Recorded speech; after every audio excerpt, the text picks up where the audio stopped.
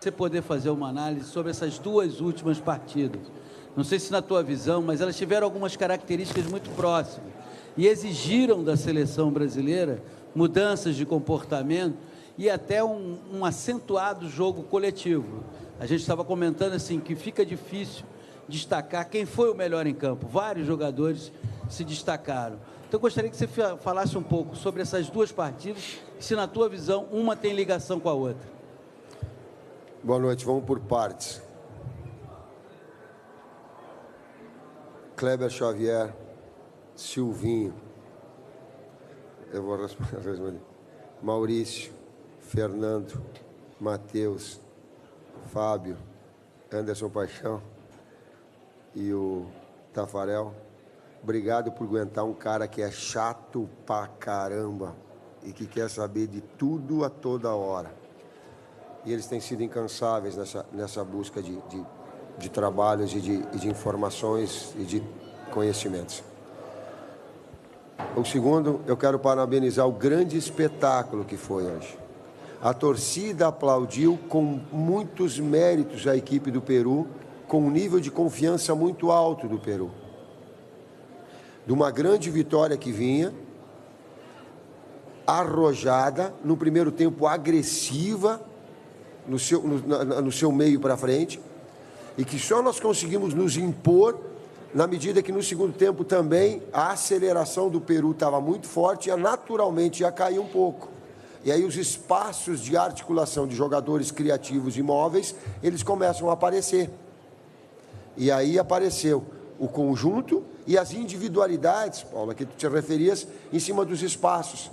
Começou a cortar muito o Neymar, abriu a mobilidade do Coutinho pelo lado direito, do Renato pelo lado direito e do Dani. Começou a agredir por aquele lado. Então nós temos uma equipe que ela começa a ter alternativas de lado, de saídas, quando ela tem no seu principal jogador, daqui a pouco uma marcação bem feita como ela é executada. E aí ele fica aguardando para ter uma outra transição, um outro momento, participar no momento mais avançado da jogada. Jogo muito difícil, muito feliz por ele, porque por esse grau de exigência, esse nível de enfrentamento que aconteceu. Eu não consigo linkar com a Argentina ainda. Eu só fiquei com o sentimento seguinte: pô, a gente ganhou um grande jogo, eu digo, vem para cá, é um jogo muito difícil. Daqui a pouco tu não... Eu queria assim, eu falei para eles terminar a palestra assim, ó, eu quero jogar bem. Resultado a gente não consegue controlar. Futebol tu não consegue. Mas desempenho sim. Fico de novo contente com o desempenho. Hoffman, pode ir, por favor. Tite, boa noite, parabéns por mais uma vitória. Dessas seis vitórias, hoje eu tive a impressão que foi a que você mais mudou a seleção. Inverteu de novo o Renato Augusto com o Paulinho, abriu o Renato Augusto, centralizou o Felipe Coutinho, muito pela dificuldade imposta pelo Peru. Foi o jogo mais difícil desses seis? Cada um teve uma característica, não é? Nós conseguimos agredir e trabalhar a bola quando furava a primeira linha de marcação do Peru no primeiro tempo. Em contrapartida, se nós errássemos, também havia a criação do Peru. Também havia a infiltração. Também o Cuevas infiltrava, passava. Também tinha o Guerreiro no pivô para a chegada dos homens de trás. Então, cada um tem um campo, ele é muito rápido. Eu falei para eles, eu digo, você, como é que eu falei? Ajusta, afina um pouco mais o passe. Eu chamo assim de pé de pelica. Por quê? Porque se tu der o passe picado, a bola corre, tu vai errar e tu vai tomar um contra-ataque. Então, ajusta um pouquinho melhor o passe, um pouco mais da triangulação próxima, para justamente evitar esses erros. A troca de lado, ela acabou sendo um aspecto dos dois jogos importantes, porque como o Renato tomou cartão, eu não costumo trocar por causa de cartão. Mas eu deixei a jogada se apresentar, e daí o Cuevas continuou trabalhando pelo lado direito nas costas do Renato, sobrecarregando. Porque o Fernandinho também tinha que fazer uma marcação no pivô, porque se a bola entrar livre no Guerreiro, tu vai terminar lá dentro do gol. Eu sei, porque fui campeão com ele no Corinthians. E nós tínhamos que cortar a linha de passe dele para ela não chegar no pivô. E o Fernandinho estava isso, então ficava sobrecarregado. Então, de novo, eu tentei deixar. Mas aí o Cuevas infiltrava. Eu digo, não, Paulo, troca de novo. E aí o Renato com o Coutinho, o que eles têm? Já do trabalho anterior do Dunga. Porque o Renato jogou pelo lado direito, O que eles fazem? Eles fazem alternância de movimentos. Daqui a pouco o Renato abre e o Coutinho vem para dentro. Eles fazem essa rotação do lado direito. O segundo tempo foi bem melhor. Juliano. Tite, parabéns pela vitória, pelo resultado. Ontem você foi questionado na entrevista coletiva o seguinte: depois do bom resultado, da boa vitória sobre a Argentina, a goleada 3-0, que não dá para relaxar mesmo assim. Mas você termina o ano e tira um peso das costas pela maneira que você encontrou a seleção brasileira, a colocação na tabela de classificação?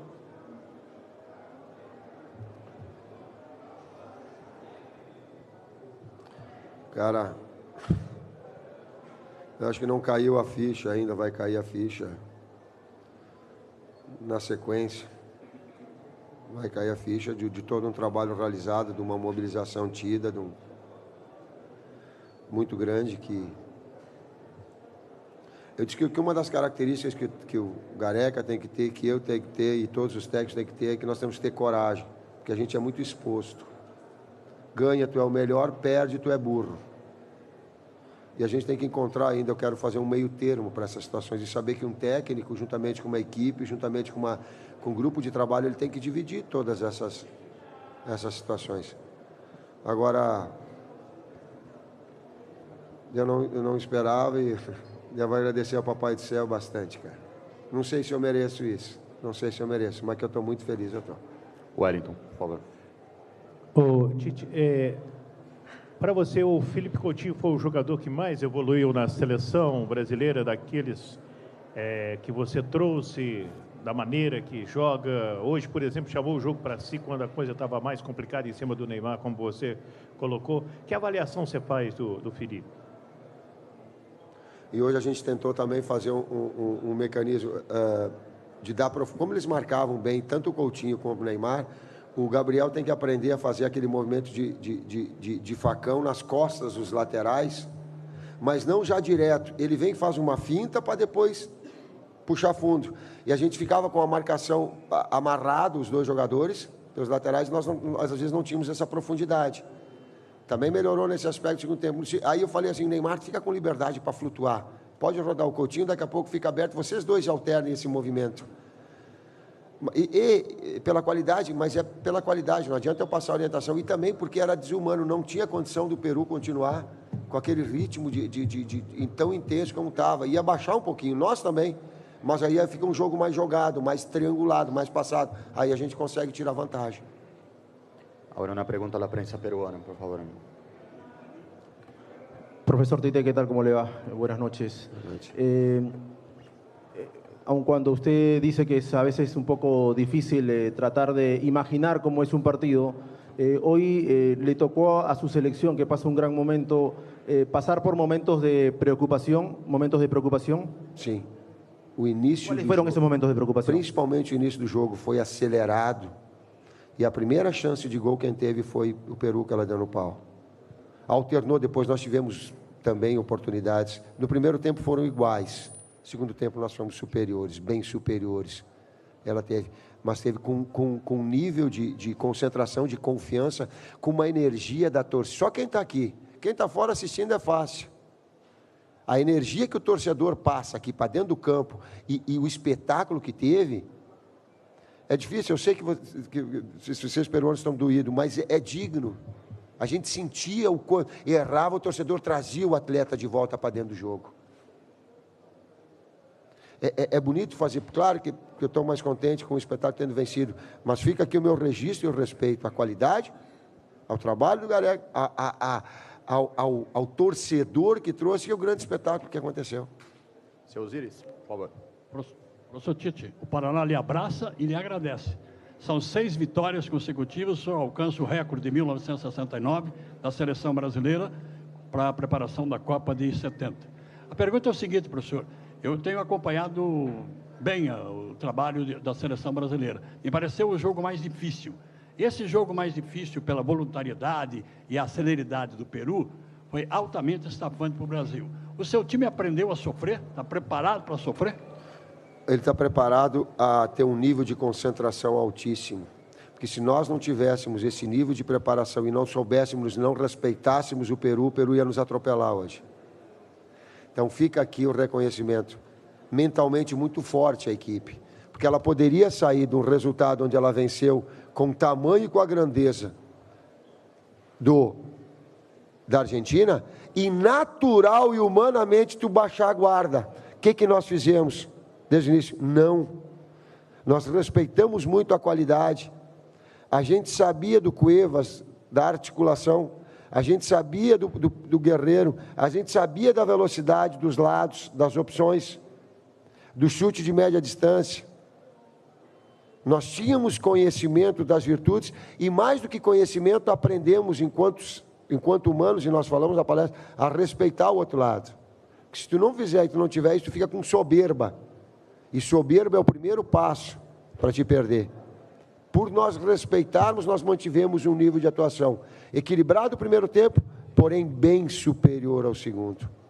Vamos às 3 últimas perguntas, começando aqui, das 3 últimas perguntas. O Tite, desde a sua estreia como técnico da seleção com a vitória lá em Quito contra o Equador, né, 6 jogos, 6 vitórias, e agora pela primeira vez vai ter um tempo considerável até o próximo jogo, que é só em março contra o Uruguai, né, pelas eliminatórias da Copa.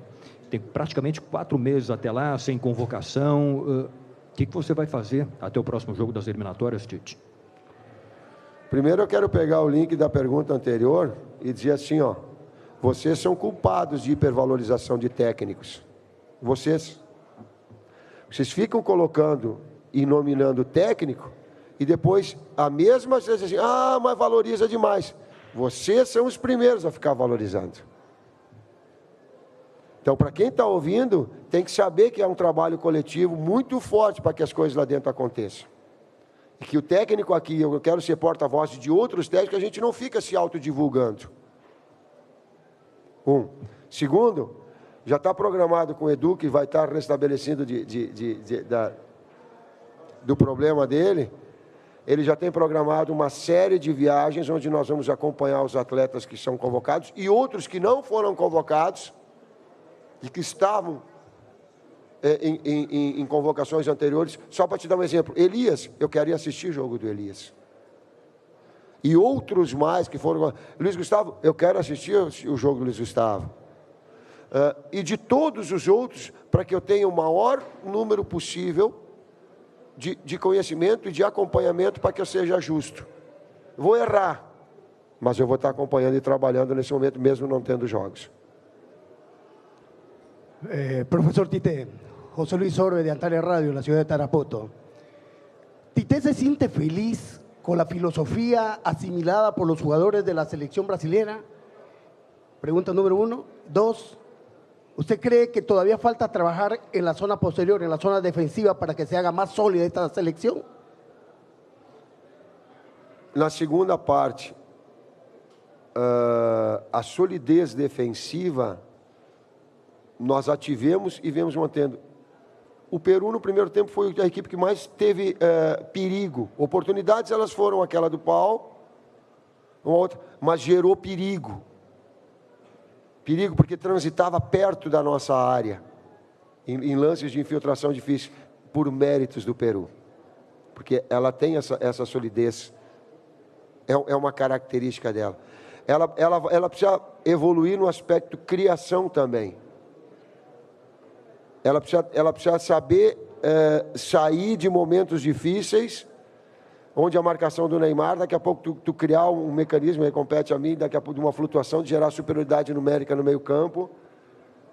Bola parada, ela pode melhorar, apesar de nós termos no primeiro tempo 2 claríssimas.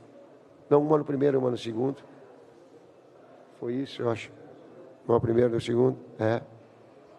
Mas tem, o que mais, sintetizando a resposta, o que mais, eu digo, ela tem potencial de crescimento, essa equipe. Isso me deixa feliz. Contente pelo desempenho, com potencial de crescimento. A última, por favor, Tino. Ô, Tite, hoje o torcedor brasileiro é capaz de escalar a seleção do início ao fim. Ele enxerga um camisa 9 que não havia, enxerga um que vinha da China e não vinha bem aproveitado. Enfim, suas apostas foram bem sucedidas. Só que agora a seleção para de jogar, em março do ano que vem a realidade pode ser outra. Alguns jogadores podem estar machucados, fora de forma, e desfigurar essa configuração que você conseguiu. Você gostaria que a Copa do Mundo começasse daqui a 3 dias? Sim, a segunda parte. E a primeira, eu ia falar um que parou. Que ruim que parou. A gente queria dar sequência, isso é ruim profissionalmente. A gente dá sequência do trabalho, ele é ruim. É aquele reinventar que eu tenho que ter em relação a técnico, porque eu digo, pô, quero dar continuidade, ajustar aqui, vai lá, daqui a pouco sai. Interrompe. Bom, eu tenho que me virar nessa história toda. Muito obrigado, gente.